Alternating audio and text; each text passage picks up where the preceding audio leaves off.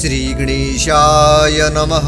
शान्ताकारं भुजङ्गशयनं पद्मनाभं सुरेशं विश्वधारं गगनसदृशं मेघवर्णं शुभांगं लक्ष्मीकान्तं कमलनयनं योगिर्विध्यानगम्यं वन्देह विष्णुं भवयहारं सर्वलोकैकनाथं।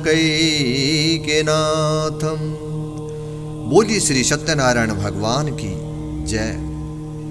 इस कलयुग में श्री प्रभु की उपासना, व्रत व ध्यान इस संसार में बहुत कठिन कार्य है, लेकिन प्रभु प्रेमी किस्मत वाले ही इस युग में उनका स्मरण करके उनकी भक्ति करते हैं। आइए, मैं पंडित आर के शास्त्री आप सभी YouTube चैनल के दर्शकों को नमस्कार करता हूं और आशा करता हूं कि आप सभी पर श्री सत्यनारायण भगवान की कृपा हमेशा बनी रहे। तो आइए दर्शकों, आज पूर्णिमा के दिन जो भक्त श्री सत्यनारायण भगवान का उपवास करते हैं उनके लिए संपूर्ण विधि, नियम और 5 अध्याय आपको सुनाने जा रहे हैं।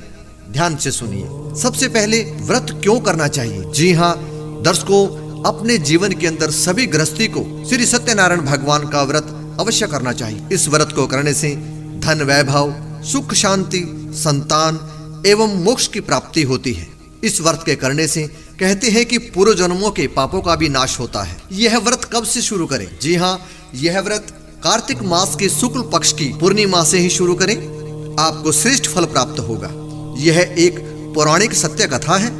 इसके सुनने मात्र से भी अनेक विपदाओं का हरण हो जाता है। आइए जानिए व्रत कैसे करें, इसके क्या नियम हैं। व्रत करने से पहले दिन सायंकाल से शुद्ध होकर रहें और मन में ये संकल्प करें कि मैं शुद्ध मन और तन से श्री सत्यनारायण भगवान का व्रत धारण करूंगा। सुबह पूर्णिमा के दिन सूर्योदय से पहले उठें और स्नान आदि करके व्रत की तैयारी करें। पूर्णिमा के दिन घर में बने हुए आसन पर पीले वस्त्रों पर श्री सत्यनारायण भगवान की प्रतिमा को विराजित करें। केले के पत्ते या केले का खंभ हो सके तो जरूर लाएं।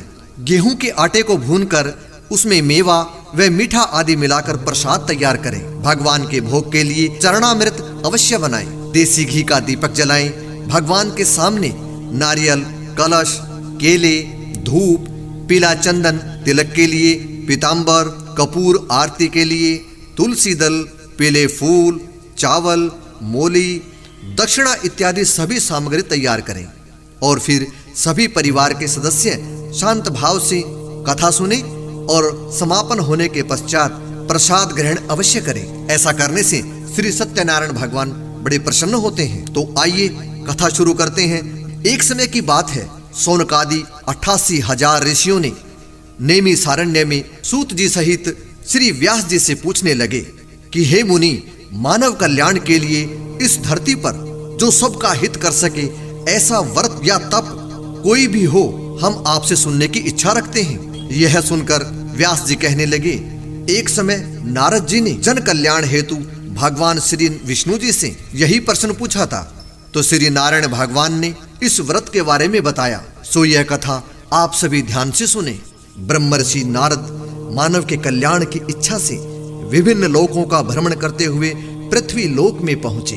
पृथ्वी लोक में अपने अपने कर्मों के अनुसार लोगों को दुखों से पीड़ित देखकर नारद जी बहुत ही व्यथित हुए और अपने मन में विचार करने लगे कि इन प्राणियों के दुख का निवारण कैसे हो।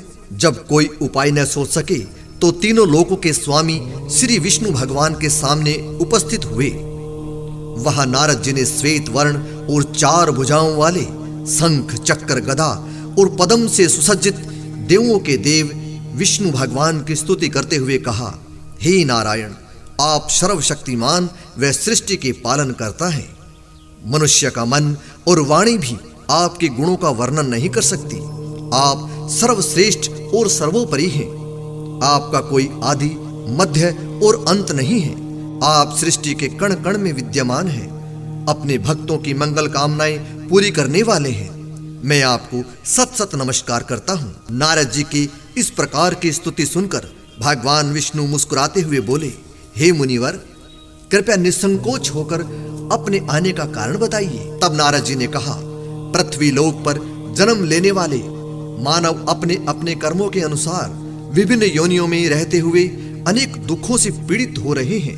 हे त्रिलोकीनाथ, मुझ पर कृपा करते हुए आप ऐसा कोई उपाय बताइए जिससे उनका दुख नष्ट हो सके और वे सुख संपत्ति का भोग करते हुए मोक्ष को प्राप्त करें। सृष्टि के पालनहार विष्णु भगवान ने कहा, हे नारद, अब मैं एक ऐसे व्रत का वर्णन करने जा रहा हूं जिसके करने से विश्व के सभी स्त्री पुरुषों को पापों से मुक्ति मिलेगी।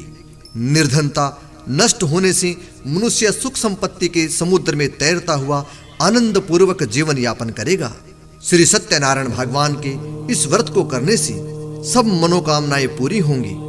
कलयुग में मोक्ष प्राप्ति का केवल एकमात्र यही उपाय है। नारद जी ने जब व्रत हेतु विधि विधान की जानकारी चाही तो श्री नारायण भगवान बोले, मनसा वाचा कर्मणा शुद्ध होकर मनुष्य भक्ति एवं श्रद्धा भाव से किसी भी दिन यह व्रत कर सकता है, लेकिन पूर्णिमा के दिन यह श्रेष्ठकर होता है। नैवेद्य आदि भक्ति भाव से अर्पित कर ब्राह्मण को भोजन कराएं व दक्षिणा दें। इस प्रकार से सत्यनारायण भगवान की आराधना करने से सभी कष्टों से मुक्ति पाकर वह धन संपन्न सुखी होकर आनंद पूर्वक जीवन व्यतीत करता है।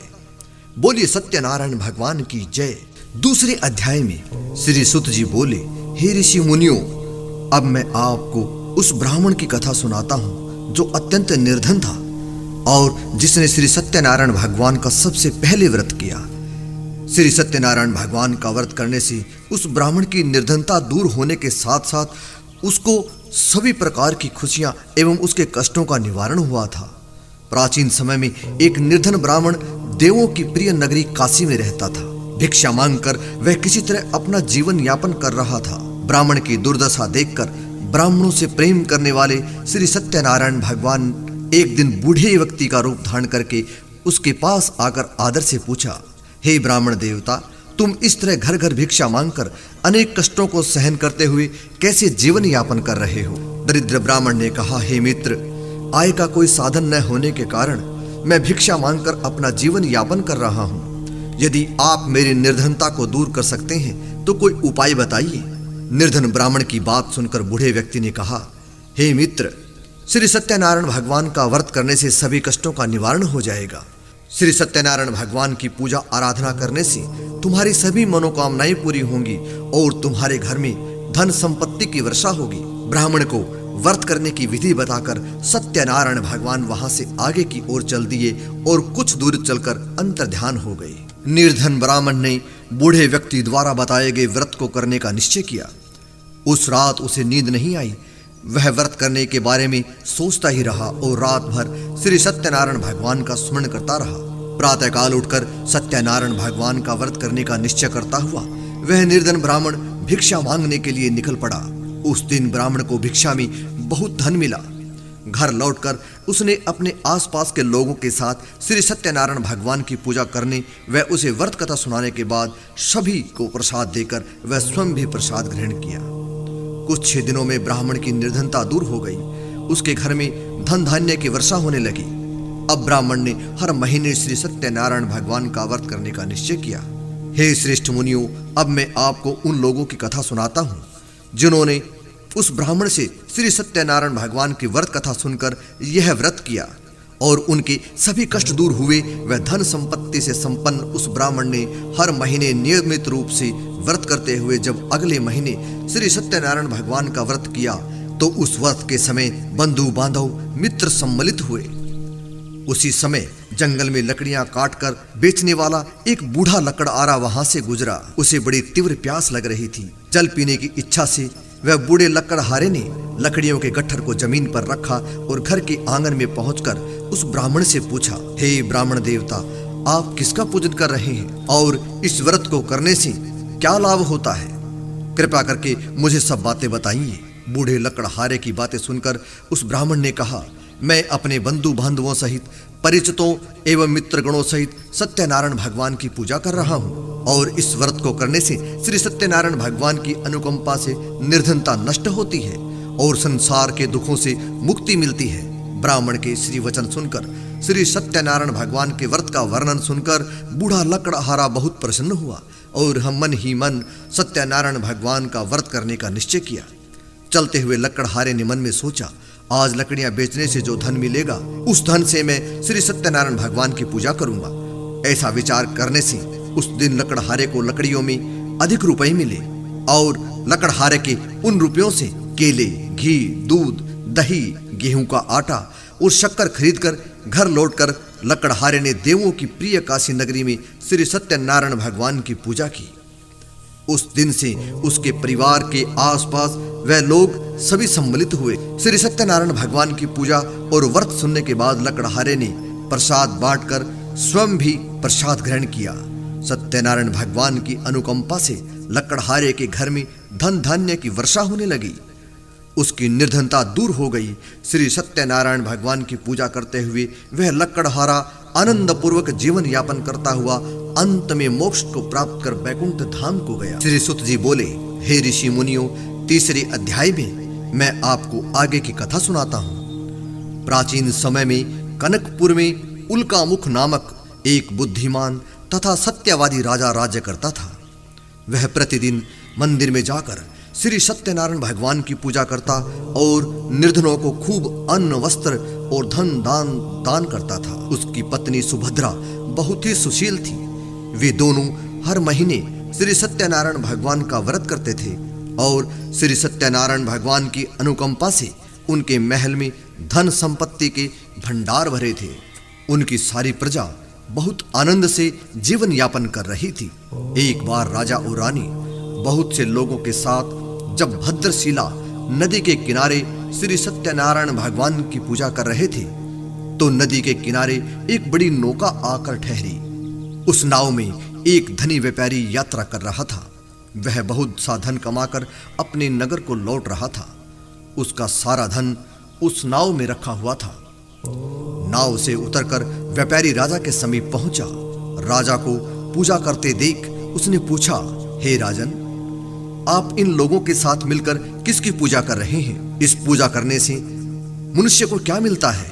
राजा ने व्यापारी से कहा, हम हर पूर्णिमा को श्री सत्यनारायण भगवान का व्रत करते हैं और फिर पूजा अर्चना के बाद भगवान का प्रसाद लोगों को बांटकर स्वयं भी प्रसाद ग्रहण करते हैं। सत्यनारायण भगवान की पूजा से निसंतान को संतान प्राप्ति होती है, दुखियों के दुख दूर होते हैं। राजा की बात सुनकर व्यापारी ने कहा, हे राजन, मैं भी श्री सत्यनारायण भगवान का व्रत करना चाहता हूँ। कृपया मुझे इस व्रत को करने की विधि बतलाएं। राजा ने व्यापारी को सत्यनारायण भगवान के व्रत की पूरी विधि बतलाई। राजा की व्रत कथा सुनने के बाद व्यापारी को भी प्रसाद दिया गया।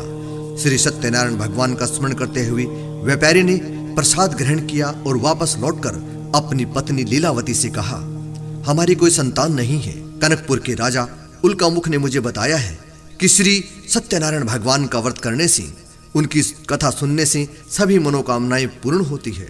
यदि भगवान की अनुकंपा से हमारी कोई संतान हुई तो मैं श्री सत्यनारायण भगवान का व्रत अवश्य करूंगा। व्यापारी के ऐसा निश्चय करने से कुछ समय बाद लीला गर्भवती हुई।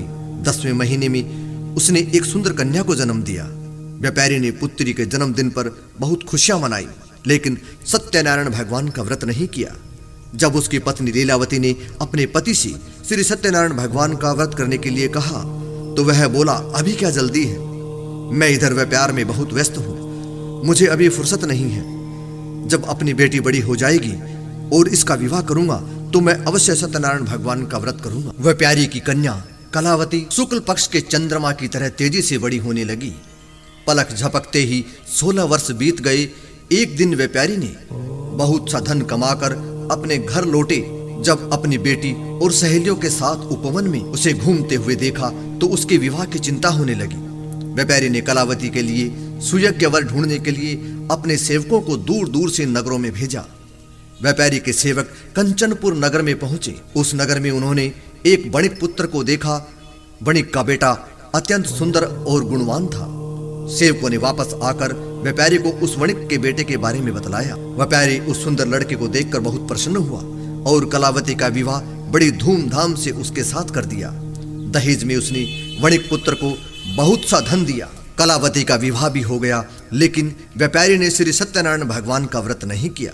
लीलावती ने अपने पति से कहा, नाथ, आपने कलावती के विवाह पर श्री सत्यनारायण भगवान का व्रत करने का निश्चय किया था। अब तो आपको व्रत कर लेना चाहिए। पत्नी की बात सुनकर व्यापारी ने कहा, अभी तो मैं अपने दामाद के साथ व्यापार के लिए जा रहा हूँ। व्यापार से लौटने पर श्री सत्यनारायण भगवान का व्रत पूजन अवश्य करूंगा। यह कहकर व्यापारी ने अपने कई नावों में सामान भरा और अपने दामाद तथा सेवकों के साथ व्यापार के लिए निकल पड़ा।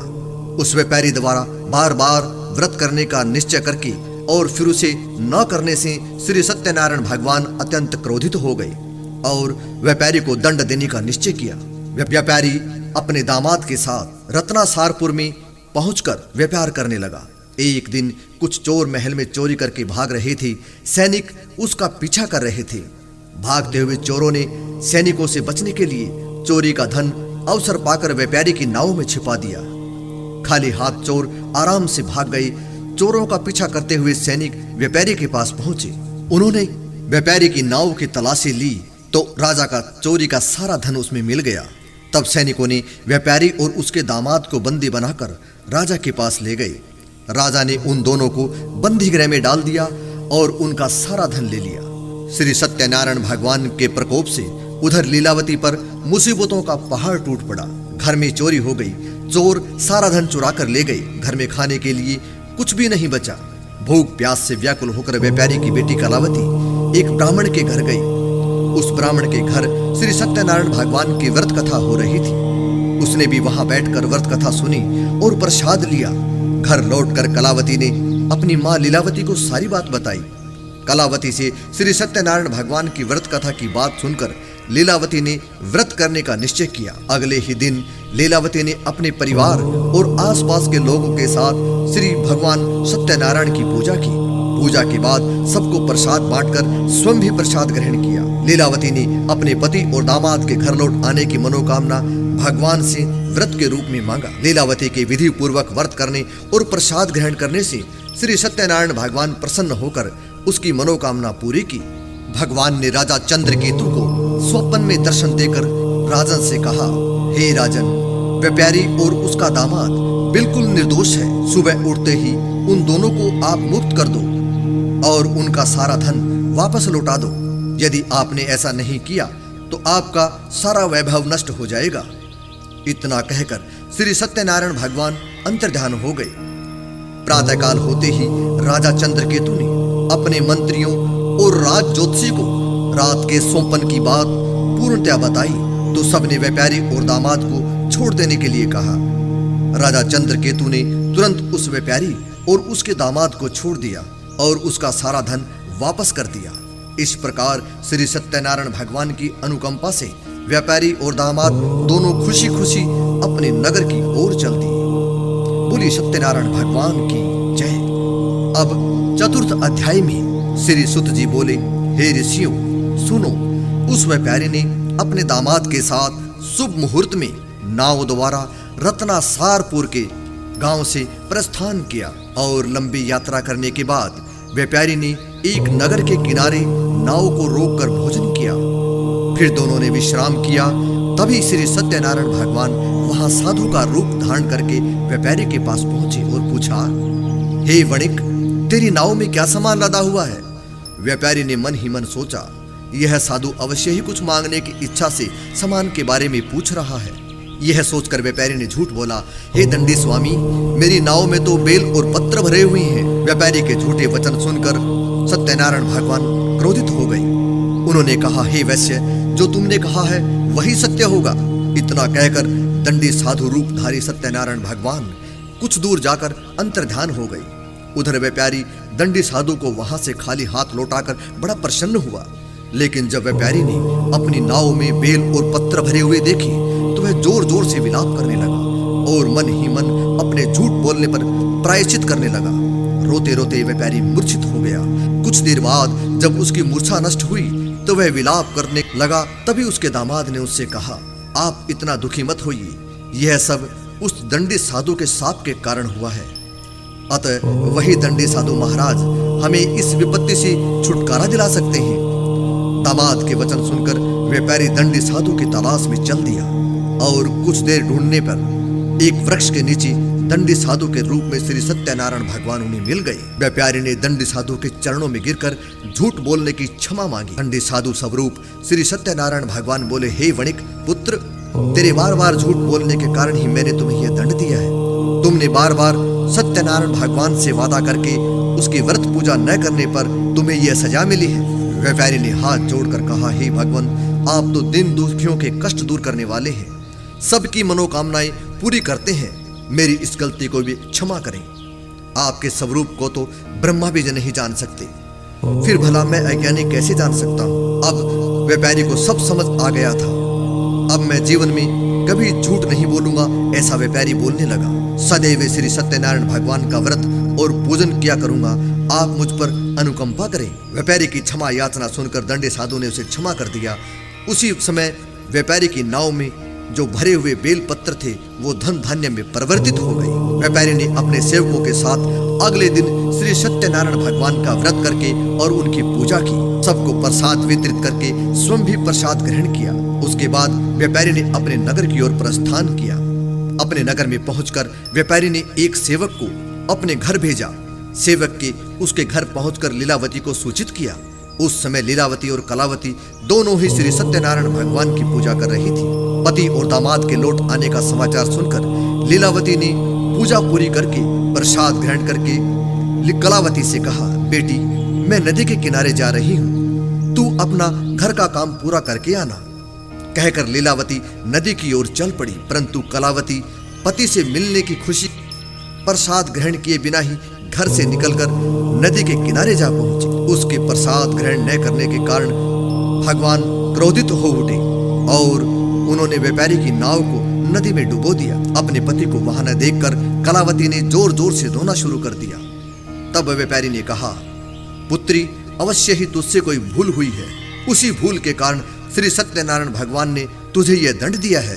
तब व्यापारी ने सत्यनारायण भगवान से प्रार्थना की कि हे भगवान, मेरे परिवार के किसी भी स्त्री पुरुष से यदि गलती हुई हो तो उसे अवश्य क्षमा कर देना। तभी आकाशवाणी हुई, हे वणिक पुत्र, तेरी कन्या ने मेरा प्रसाद ग्रहण किए बिना ही चली आई है।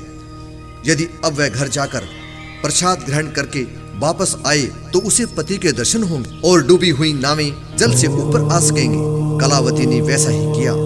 उसके प्रसाद ग्रहण करके वापस लौटने पर नावें जल के ऊपर आ गई। दामाद भी सुरक्षित नदी से निकल आया। घर लौटकर व्यापारी ने अपने परिवार और बंधु बांधवों के साथ मिलकर विधि के अनुसार श्री सत्यनारायण भगवान की पूजा की। उसकी सभी मंगल कामनाएं पूरी हुई और वह आनंद पूर्वक जीवन यापन करता हुआ अंत में विष्णु लोक को चला गया। पंचम अध्याय। श्री सुत जी बोले, हे ऋषि मुनियों, मैं और भी कथा सुनाता हूँ। कौशलपुर में एक राजा था, तुंग ध्वज, जिसकी प्रजा उसकी छत्र छाया में आनंद पूर्वक रह रही थी। राजा तुंग ध्वज अपनी प्रजा के सुख दुख का बहुत ध्यान रखते थे, लेकिन एक बार उसने भी श्री सत्यनारायण भगवान का प्रसाद ग्रहण नहीं किया।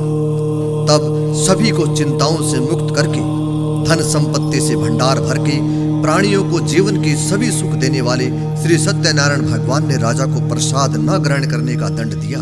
एक दिन राजा तुंग ध्वज जंगल में हिंसक पशुओं का शिकार करने निकला था। तेजी से घोड़ा दौड़कर शिकार का पीछा करते हुए वह अपने सैनिकों से अलग हो गया और देर तक हिंसक जानवरों का शिकार करता रहा। अतः कुछ देर विश्राम करने की इच्छा से वह एक बड़ के वृक्ष के नीचे जाकर बैठ गया।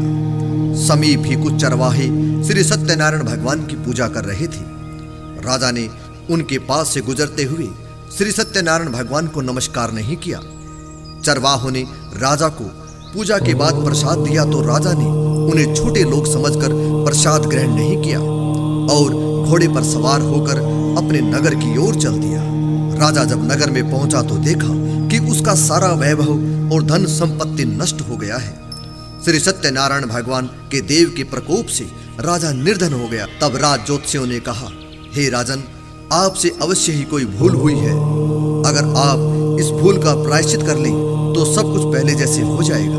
राजा को तुरंत अपनी भूल का स्मरण आया और अंत में मंदिर में जाकर राजा ने श्री सत्यनारायण भगवान से क्षमा याचना की और उनकी पूजा अर्चना की।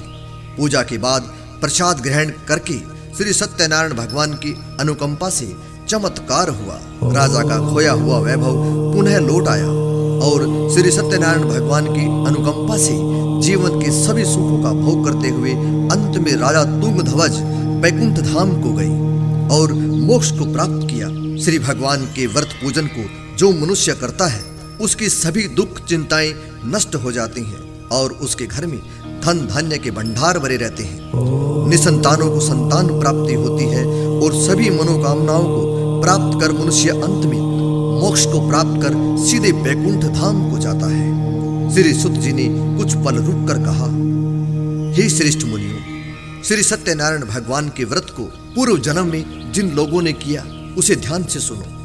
उन्हें दूसरे जन्म में भी सभी तरह के सुख प्राप्त। वृद्ध सतानंद ब्राह्मण ने पूर्व जन्म में श्री सत्यनारायण भगवान का विधिवत व्रत किया तो दूसरे जन्म में सुदामा के रूप में भगवान की पूजा करते हुए अंत में मोक्ष को प्राप्त कर बैकुंठ धाम को चले गए।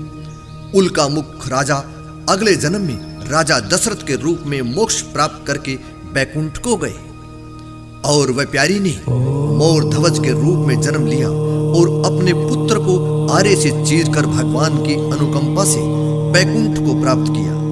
राजा तुंगध्वज ने अगले जन्म में मनु के रूप में जन्म लेकर भगवान का पूजा पाठ करते हुए अपना जीवन धन्य किया और लोकप्रिय होकर सत्कर्म करते हुए मोक्ष को प्राप्त हुए। अंत में बैकुंठ धाम को चले गए। हे ऋषि मुनियों, श्री सत्यनारायण भगवान का व्रत और पूजन मनुष्य को सभी चिंताओं से मुक्त करके धन संपत्ति के भंडार भर के अंत में जन्म जन्मांतर के चक्रव्यूह से मुक्ति दिलाकर मोक्ष प्रदान करता है। बोलिए सत्यनारायण भगवान की जय।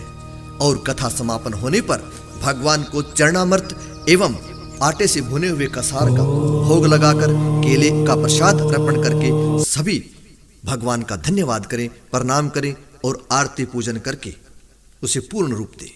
बोलिए सत्यनारायण।